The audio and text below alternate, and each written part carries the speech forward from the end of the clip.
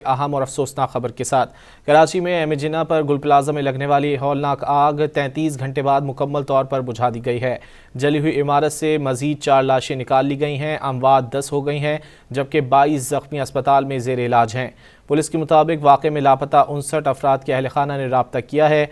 Chief fire officer के मुताबिक plaza में कूलिंग का अमल जारी है। जाए हादसा पर थर्मल कैमरे भी लगा दिए गए हैं। हफ्ते की रात 10 बजे से लगने वाली आग से इमारत का बड़ा हिस्सा मुनहदिम हो गया है।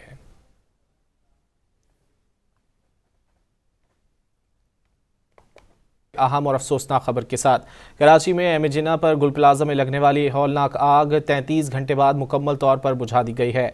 जली हुई इमारत से मजीद 4 लाशें निकाल ली गई हैं। अमवात 10 हो गई हैं, जबकि 22 जख्मी अस्पताल में जेर इलाज हैं। पुलिस के मुताबिक वाक़े में लापता 59 अफराद के अहल खाना ने राब्ता किया है। चीफ फायर ऑफिसर के मुताबिक प्लाजा में कूलिंग का अमल जारी है।